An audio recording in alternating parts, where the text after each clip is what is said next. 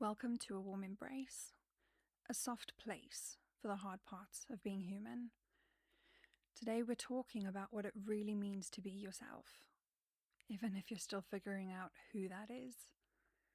If you've ever felt torn between who you are and who you wish you could be, this episode is for you. Authenticity is not something we perform for the world. It's something we practice within ourselves. Many of us say, this is just who I am, this is just how I am.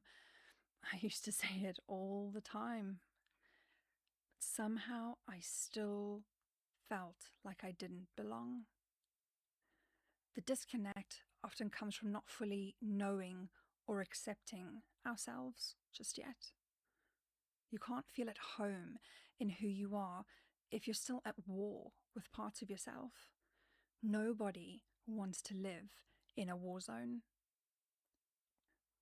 One of the most important things I realized was differentiating who I want to be versus who I am. Wanting growth isn't wrong, but it matters why you want that growth. For example, I really wanted to be a wake up at 5 a.m. person, but I am a person whose brain is more active and productive at night. Therefore, I go to bed later and I cannot wake up at 5 a.m. because I'm too tired. And if I force myself to wake up at 5 a.m., I'm not in a good mood the whole day. When we force ourselves into versions that don't fit, we feel unsettled. It never feels quite right. Authenticity is not about aspiration. Authenticity is about alignment. You don't become more authentic by rejecting who you are. Peace also did not come from fixing myself. It came from accepting myself, accepting all parts of myself, especially the messy, chaotic, misunderstood parts, even misunderstood by myself. The big curve came for me when I learned about ADHD and how it presents and how my brain works, that my brain doesn't work the same as other people's brains do. I always tried to change parts of myself to be more like other people, to be more productive, to be more, just having it all together, having more things that I was in control of. And, I had to learn self-compassion. I had to learn to show compassion for myself when I couldn't handle things the same as other people, when I didn't think the same way as other people, when I didn't act the same way as other people, because that's not the way my brain works. My brain works very differently, and fighting those parts of myself was exhausting.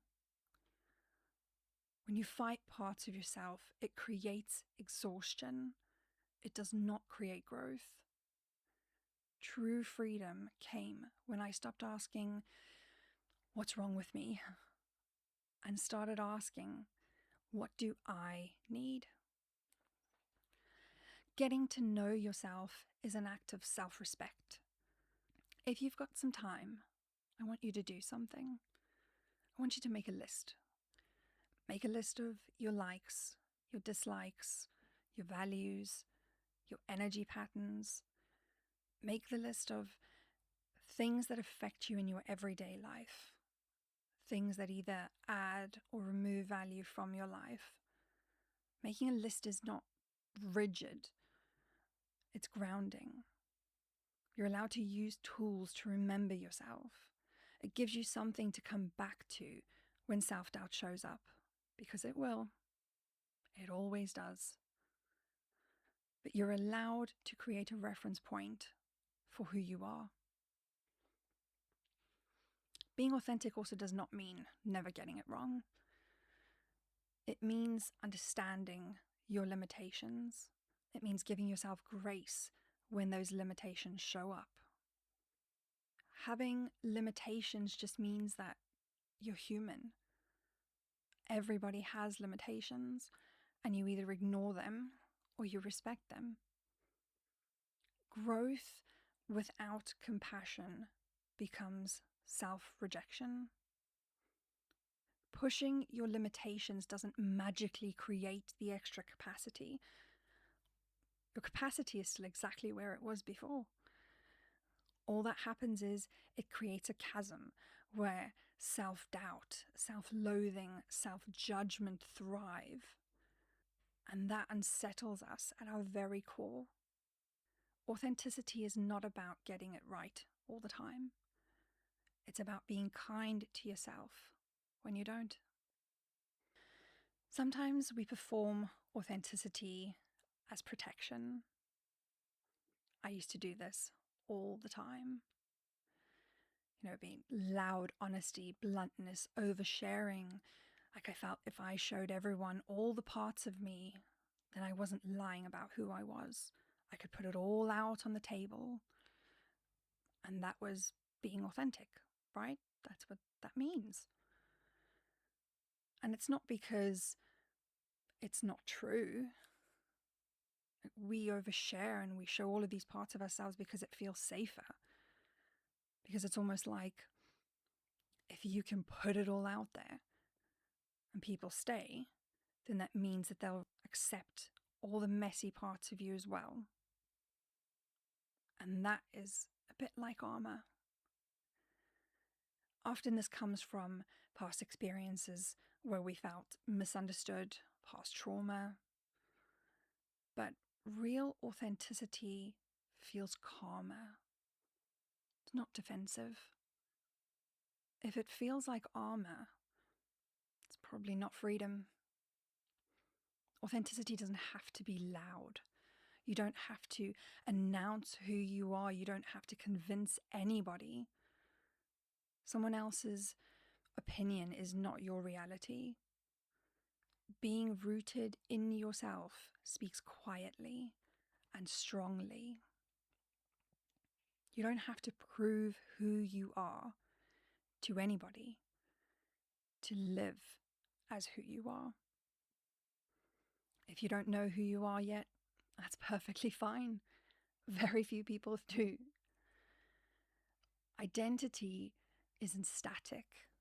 It evolves, it changes.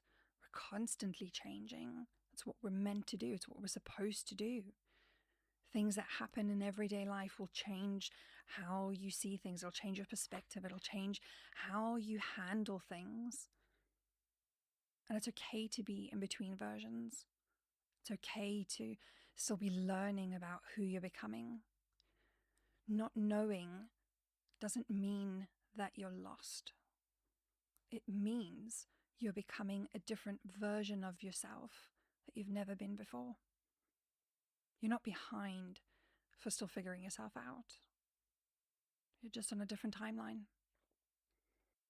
Something I had to learn was falling apart does not make you unworthy.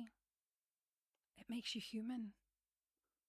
I never used to want people to see me fall apart. I never used to want people to see how they've affected me because I didn't want them to see a weakness that they could use against me. I didn't want them to see something that they could exploit. But falling apart isn't always a bad thing. Falling apart sometimes comes with revelations, things that you've never thought of before. And belonging to yourself includes the days when you're not okay. It includes the days when you fall apart. You don't stop belonging to yourself just because you've had a bad day. And you also don't lose your worth when you unravel. Tacos fall apart all the time. People still love them. Belonging doesn't come from being accepted by everyone. It comes from finally accepting yourself. Thank you for listening to A Warm Embrace. Take what lands, leave what doesn't, and be kind to yourself today. I'll see you next week.